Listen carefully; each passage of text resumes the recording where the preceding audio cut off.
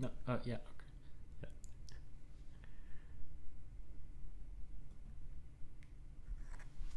Hi, everyone. Hi there. Welcome to our 7th episode on the weekly podcast. I'm Sasha, creator of Coding Rooms here. And I'm Angela from Coding Rooms. And today we have a very interesting topic to discuss. And we wanted to kind of frame around all about student and teacher well-being during this, I think someone told me the other day that coronavirus officially started a year ago today. So it's been a year.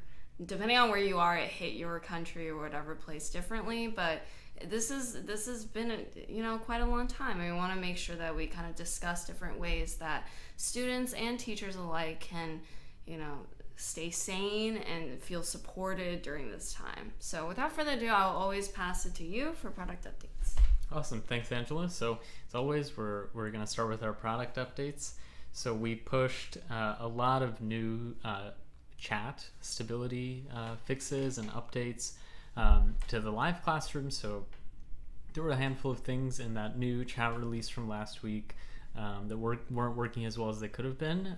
Those are all patched, and we'd love to hear your continued feedback on that in the new classrooms update.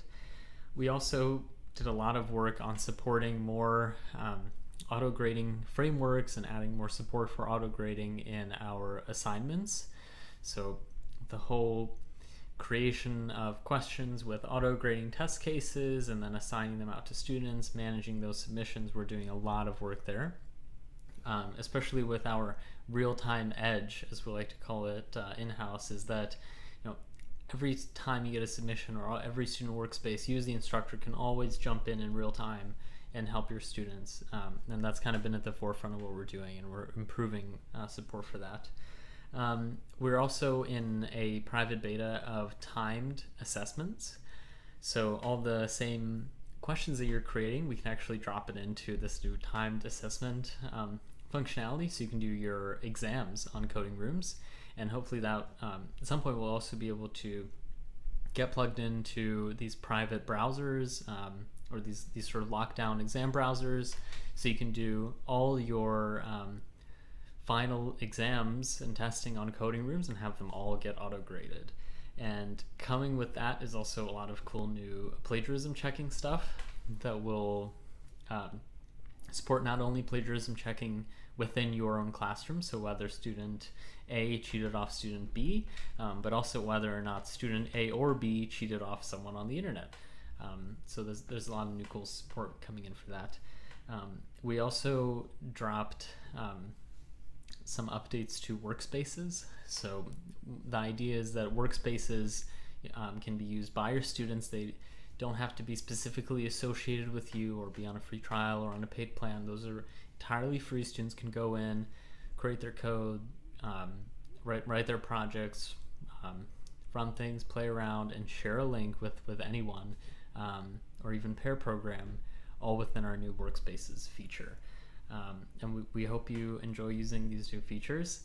And because we're doing so much with auto grading these days, I will be running 2 JUnit auto grading webinars this Thursday and Friday at 7:30 p.m. Eastern Time. And on that, I will go through basically step by step how to do really cool auto grading stuff on Coding Rooms, with a focus on Java and JUnit, but it will actually be applicable. All the workflows that we go through will be applicable for folks who are using, teaching Python and using Python unit test, or even, let's say, JavaScript and Jest. It will be super applicable, even though the specific language and frameworks that we're using are different. And please, for those, do RSVP using the link in the description below.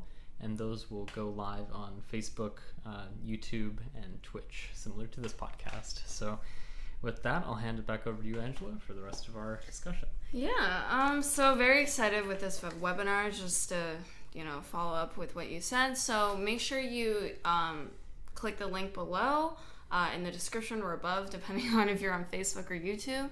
And you can RSVP, it's free. It's more so we can get a feel for how many people are joining with each session. And at the same time, we'll also host a Q&A session. So we'll be live, and therefore we would answer any of your questions. Current users or new users wanting to know more about our tool, please join.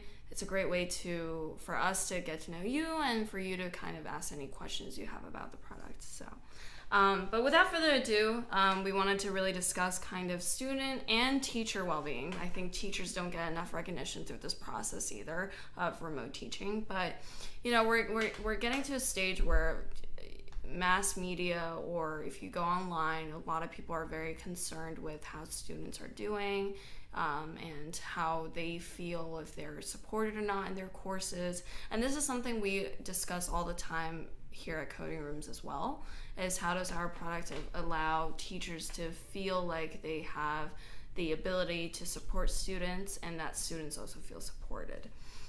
So kind of like the first thing to kind of just open up this conversation is really to talk about just what kind of strategies do we have for students to encourage them to feel connected? Because I've been hearing a lot of conversations, whether that's in higher education or in K-12, it's very hard for students to make friends or feel connected to their classmates as well. Because, I mean, with higher ed, you could be a freshman this year and you just started your entire college career online. And it's hard to make friends when everyone's behind a computer screen.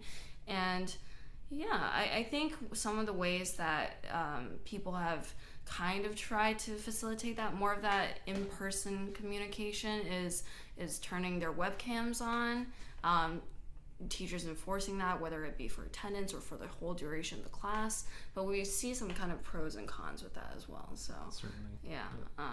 But yeah, I mean, what are your thoughts about the whole webcam situation? Yeah. I mean, first of all, just on the whole engagement piece, right? I'm really excited that we're having the discussion about this. I mean, the situation is incredibly challenging, but the discussion we're having, I think we need to have whether or not our students are online. Because frankly, kind of look at the data here, your engagement in a lecture might not be much better on the whole, if you include the people who aren't coming to lectures, let's say. On the whole, might not be much better than what you get on Zoom. Especially because students can record the Zooms and they can listen to them again, and lectures may or may not be recorded, right? In higher ed, I think this is a conversation that I wish it didn't take a pandemic for us to talk about and really understand whether or not our traditional formats for content delivery still make sense in 2020 and now in 2021. So I think the discussion here is really a net positive. And there are a lot of different strategies and tools like Coding Rooms, for example, that fit this or sort of fill this gap for instructors, not only in higher ed but also in K-12, that change what it means to attend a class, and to change the meaning of attendance to engagement. And when we talk about engagement, frequently we say, well, if people turn on their cameras, then they'll be more engaged. Well, sort of yes and no. Cameras are similar to sitting in a lecture hall or even in a large classroom, where you can ultimately do anything you want on your computer and play around or go shopping, even though you're technically engaged, right? You're on the call and you have video being streamed from you. Yeah. And I feel like unless you have a TA, like to your point about higher ed, unless you have a TA like literally monitoring the faces of everyone, if you're the teacher, you're busy kind of giving your lecture anyway. So what really is the value add in having everyone turn on their cameras during the whole duration of the class? Yeah, it's kind of questionable. There's also some, certain privacy and all of that whole issue with students turning on their webcams. And frankly, I mean, I think it's unfortunate that we're not in a place where everyone can feel comfortable turning on their webcam, because I think it is probably one of the first steps to driving engagement for a typical, let's say, what is a class. I hope that there are, and we'll discuss today, strategies to get more people to do that voluntarily. But ultimately, this kind of leads us to the question of, if engagement is so important, then how specifically do we define engagement, and kind of what's our definition of success around engagement? And the way that I kind of understand definition of success here with engagement is a secondary metric for performance, right? So if my students are engaged, it is probably a good indicator that they will perform well on the project or well on the exam, right?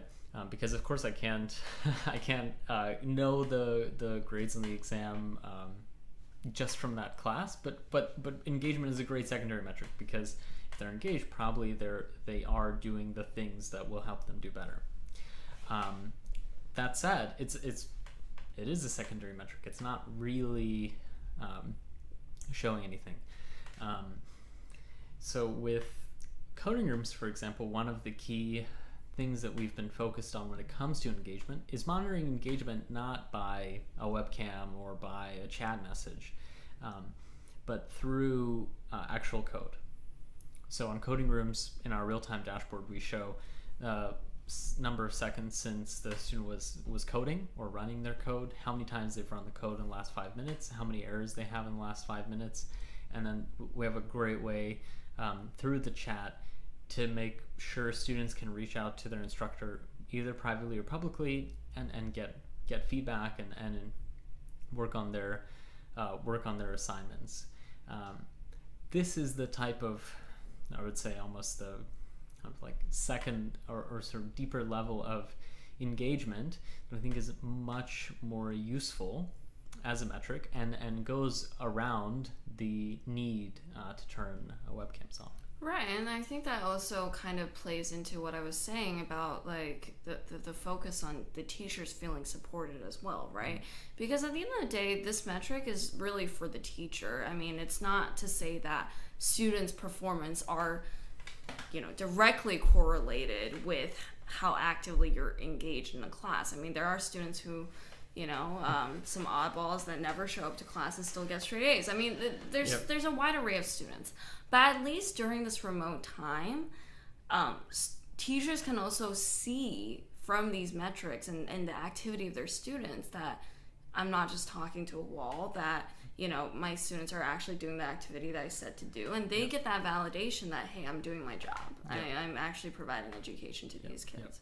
Yep. I had this problem, and part of why I actually created coding rooms in the beginning was because I felt this was actually in a physical classroom. When I'm delivering a talk or a workshop, and I did plenty of this.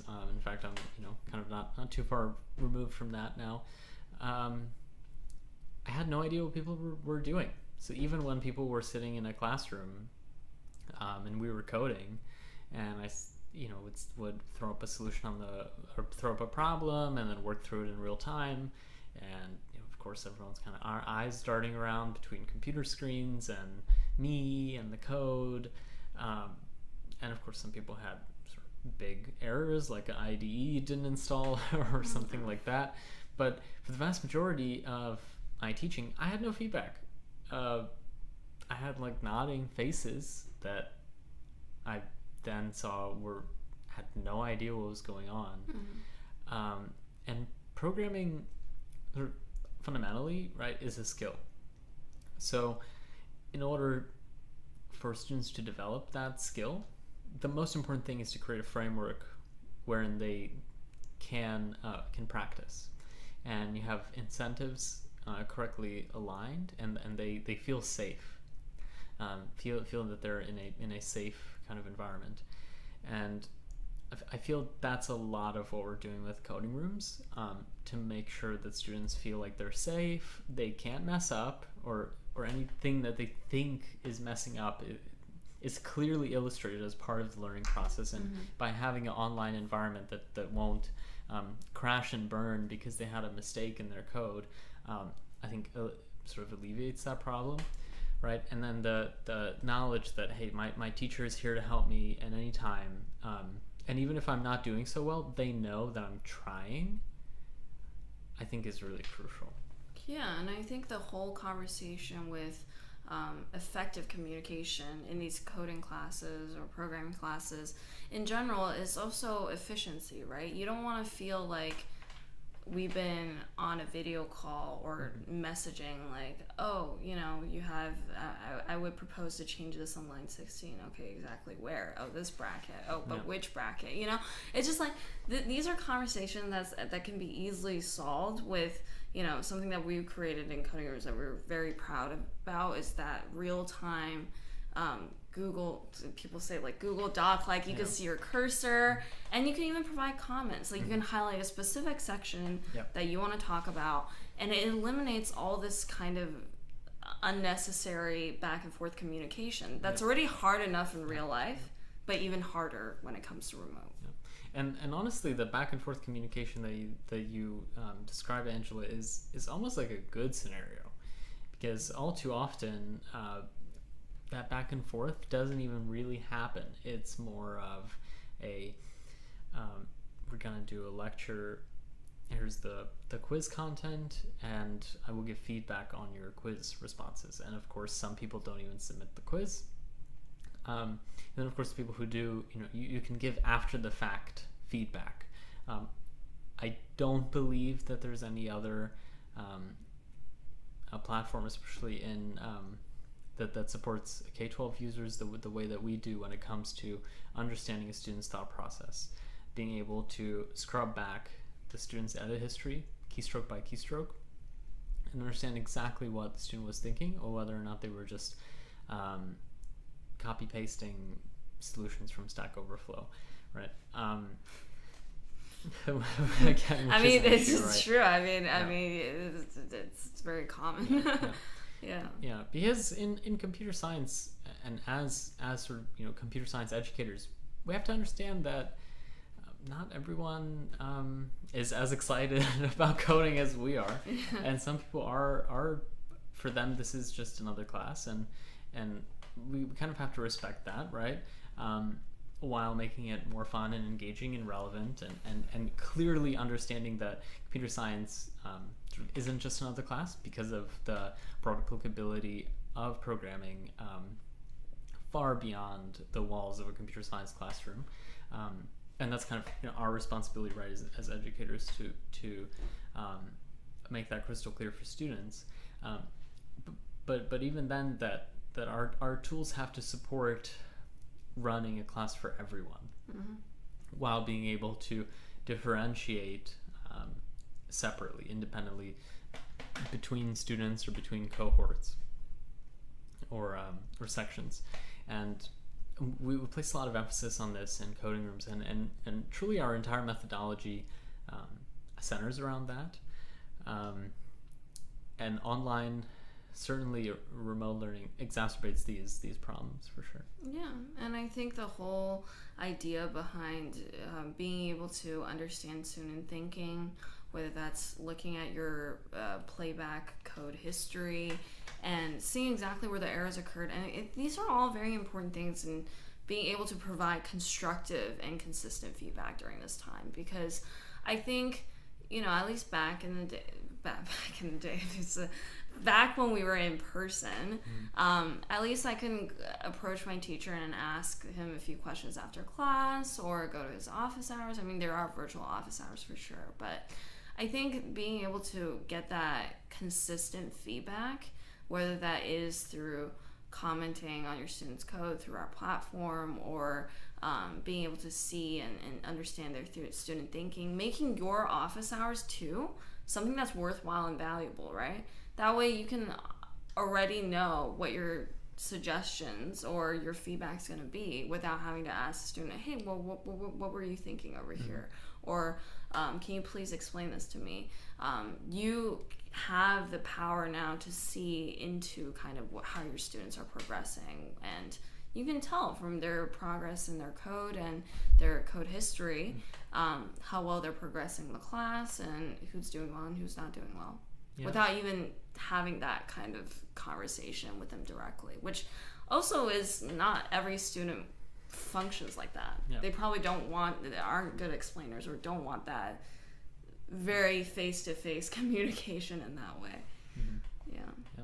I think you raised an interesting point with the office hours. So actually I believe having 4 to 12 students in coding rooms for office hours is incredibly valuable, just sort of in my experience, because first of all, I'm able to give, when I have like 4 to 6 students, I'm able to give a nearly one-on-one type of experience for 4 to 6 people at the same time.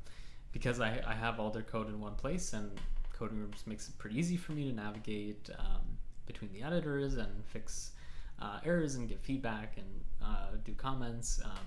And through the chat, I can have a few chats open at the same time too, and see what students are asking me, and I can immediately sort of cross-reference that with their code.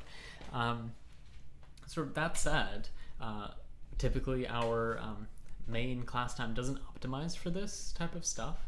So creating a safe environment for students to come in outside of your traditional class time, if your sort of school schedule and everything allows for that, I think is really valuable, just because you're creating a more personal connection with all of your students, and you're able to do much deeper differentiation and personalization of each student's learning experience without placing too much burden on yourself, right?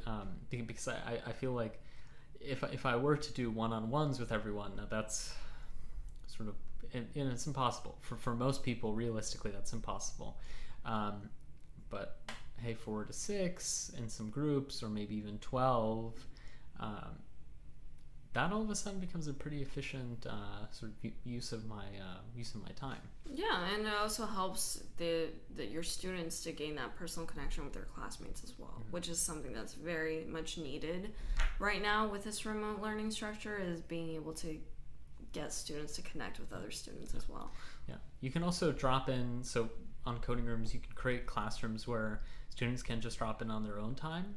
So again, this kind of varies depending on your particular policies that you have to abide by, whether or not you can leave a room for your students to come in and do like group work and pair programming. We support that fabulously in coding rooms. It's a feature that I really love teachers integrating in their workflow, because it does drive so much of that student-to-student learning. That especially in programming where truly there's just such a huge time investment that's required to get it, to like be able to have things click. And just you kind of have to optimize for total time spent thinking about coding and coding, to where all of a sudden you maybe can even like double the amount of time that your students spend thinking about coding just by creating these rooms for them to go do that with their classmates.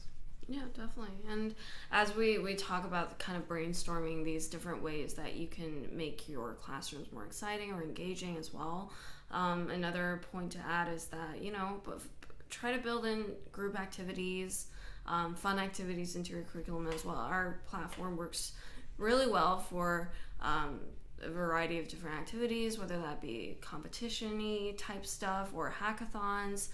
These are something that we're also considering in terms of using our platforms for as well. They're great for that. Yeah, definitely. And I think also it's with the whole Coding Room's live classroom platform, it's really informative to get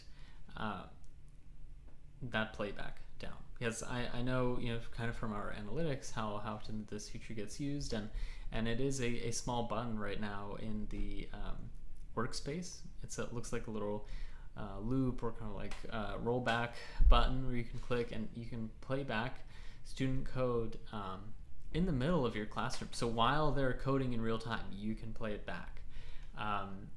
And you can immediately jump to the latest thing, go back and forth. That entire workflow is supported really well.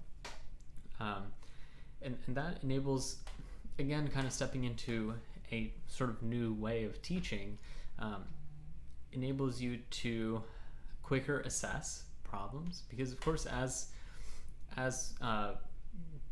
coders and as coding educators, we are developing these kinds of instincts as we go, but still frequently this is kind of something you wouldn't get with another platform, is that instant replay type of functionality to understand, okay, this is where we are, but how did we get here? And instead of having to ask your student, you can quickly zoom through the code, play it back, go into live mode, and provide comments that are not surface level. Provide comments that take into account every step that it took to get to where we are right now in the code. Which is kind of a just a different approach from walking around the classroom and understanding a snapshot or what people have right now. Yeah, exactly. And it's also efficiency, right? I mean, you walking around the classroom, or your TA, or however your classroom structure may be, walking around is not the most efficient way to do it, right? I mean, you're only seeing one person's laptop at the same time, at one time. And you might, I mean, even in person, you might not feel as supported as you were on our platform as a student, because at least your teacher knows, hey, I run into error. I don't have to raise my hand and wait for my teacher or TA to be done with the previous student for 15 minutes. They know it. I just sit back and I wait for the feedback. So, yeah. This is another thing, if I can interject here, another thing when we talk about students just having their sort of basic needs satisfied. One of those, of course, is security, safety and security, and feeling like they are in a place that is valuing them and is safe for them through coding rooms, I feel is something that is super valuable in the in-person classroom, kind of where we started with this, but is even more valuable on remote, because there's so much right now that might be going on at home for students,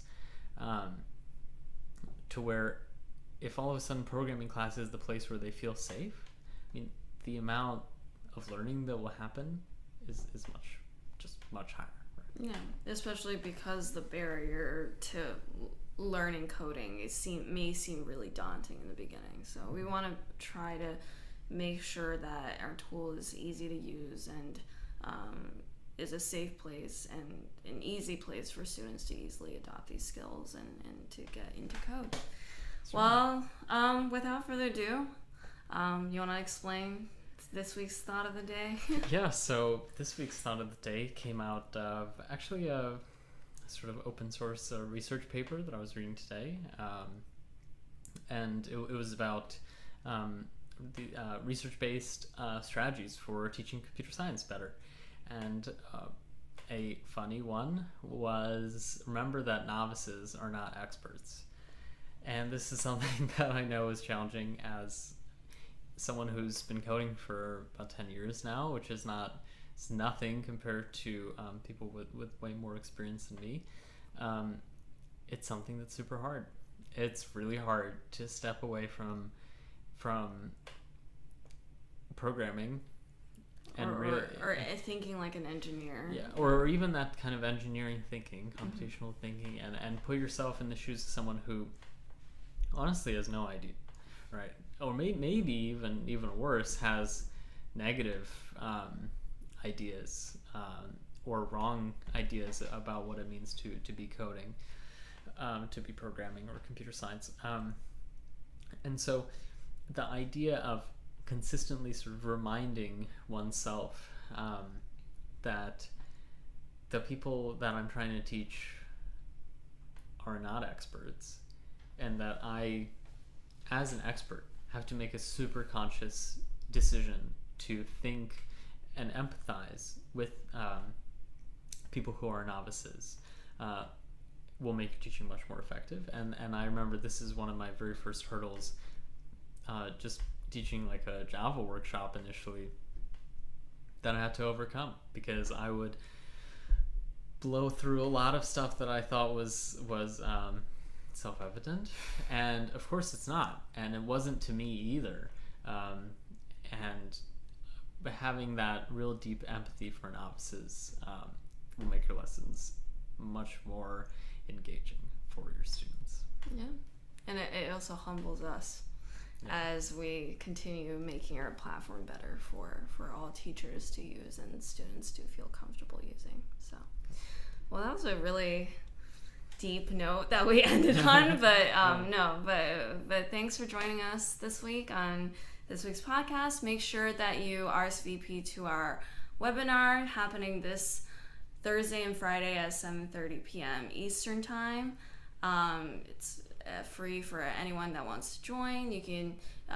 We would like for you to RSVP on our Eventbrite page. It's a free e-ticket, but otherwise you can also just follow our social media. It'll be a live stream like this one on Facebook, YouTube, and Twitch. So, yeah, thanks, and we'll see you next week. Awesome, thank you. See